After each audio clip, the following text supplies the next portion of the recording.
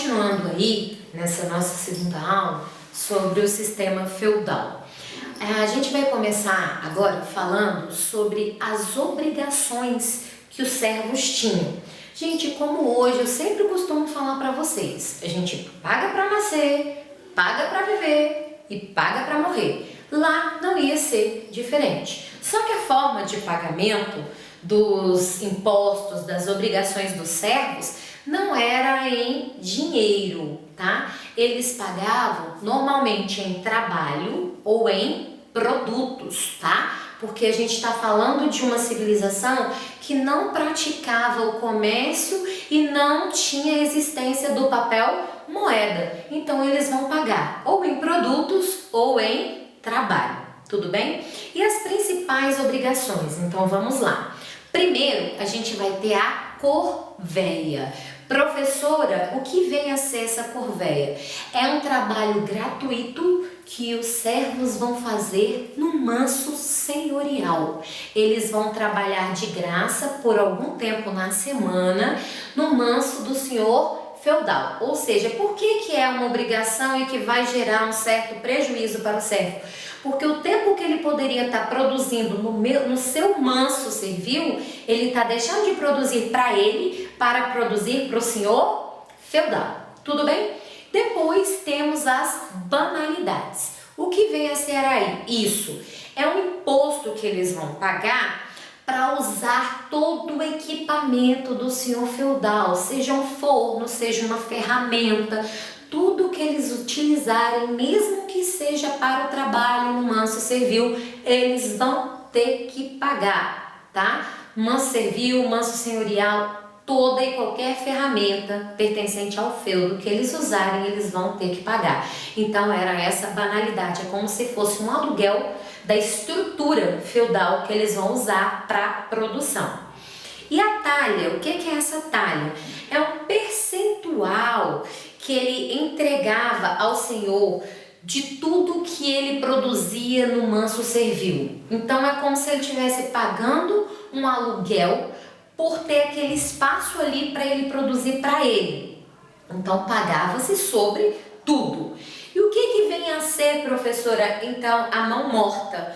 Por exemplo, o chefe da família do servo morre.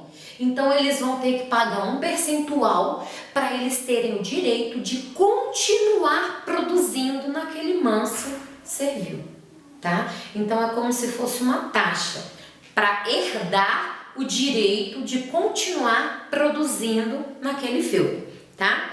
E tinha a captação. O que vem a ser essa captação, professora? É um imposto pago anualmente, individualmente ao senhor feudal. Essa captação a gente pode, por exemplo, comparar ao imposto de renda que cada ser humano paga individualmente todo ano para o governo. É bem semelhante a essa captação. E lembrando que as obrigações de prestar serviços militares na guerra, essas obrigações vão sempre continuar. Tudo bem? Agora, no próximo slide, a gente vai ver a pirâmide social do feudalismo. Lembra? Sempre eu falo para vocês, a base da pirâmide, ela sempre vai ser maior do que o topo. O topo normalmente são as classes mais altas, que são o menor número de pessoas, menor quantidade. E a base são as classes mais altas, que são o maior número de pessoas e maior quantidade. Então, nessa pirâmide social, a gente tem essa divisão, essa estrutura social do sistema feudal. Nesse próximo slide, a gente vai aí dividir, falando sobre os grupos sociais. A tradição era doar terras, mas para os nobres e para as igrejas, Os camponeses e artesãos não tinham a condição de se tornarem senhores feudais. Ou seja, aqui no sistema feudal a gente continua sem ter a mobilidade social. Se você nasce pobre, você vai morrer pobre. Se você nasce rico, você vai morrer rico. Você não vai ter a opção de mobilidade social, porque a doação de feudos só acontecia nas classes mais altas da pirâmide social. Tudo bem? Os costumes e as tradições impediam também o casamento entre pessoas de diferentes grupos sociais. Então, o pobre não podia casar com o rico.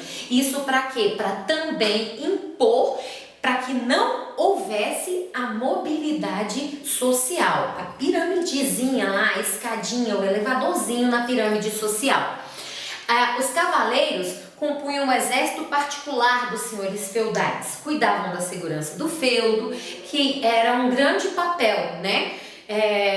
E estava diretamente ligado às conquistas de terra nas guerras, para defender principalmente o que? A fé cristã, porque eles acreditavam que o rico nascia rico porque Deus quis e o pobre nascia pobre porque Deus quis.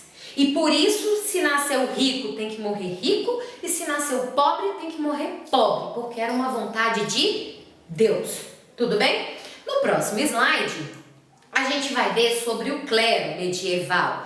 A Idade Média, o grupo social com maior prestígio era o clero. Professor, e quem era mesmo o clero? O clero eram os componentes da Igreja Católica. E o cristianismo era, né, a principal religião nessa época na Europa. Então tudo era porque Deus quis e ninguém ia querer contrariar a vontade de Deus para quando morrer ir direto para o inferno. Então tudo que o clero queria, eles conseguiam através da imposição religiosa. Em troca do apoio do Papa e das bênçãos de Deus, a igreja recebia terras.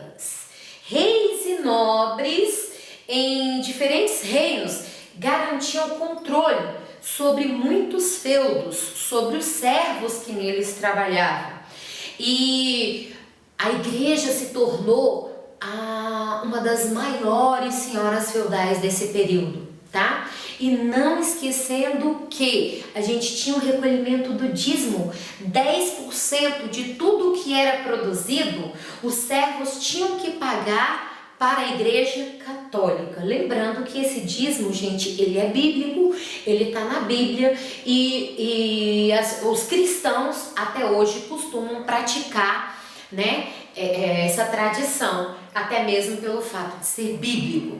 Tudo bem? Então, nesse próximo slide, eu vou pedir para vocês lembrarem do que eu já expliquei, do teocentrismo.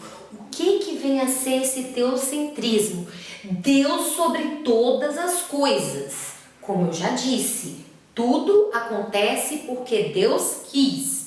Então, consideravam que essa vontade divina ela atuava sobre tudo, até com relação das colheitas. Se a colheita era boa, foi porque Deus quis. Se a colheita era ruim, foi porque Deus quis. Então isso é uma visão teocêntrica do mundo, tá? E também serve essa visão teocêntrica para reforçar a obediência dos servos aos seus senhores. Essa sociedade da época considerava natural, como eu já disse, as desigualdades sociais, do pobre nascer pobre e morrer pobre, rico nascer rico e morrer rico, e isso era completamente normal, tudo bem? E não tinha o que fazer para você mudar esse quadro. Não é como hoje que você pode correr atrás, que você pode estudar para mudar essa diferença. Naquela época não tinha essa opção. Tudo bem? Bora lá. Essa descentralização política, como funcionava essa descentralização política nesse sistema feudal? Por exemplo, a gente já estudou algumas civilizações que o poder era centralizado nas mãos do rei, certo? Só que aqui não, o rei ele só vai ter poder no seu feudo. ele não vai ter poder sobre o feudo do outro. O feudo era autônomo, ele tinha as próprias regras, suas próprias normas, tá?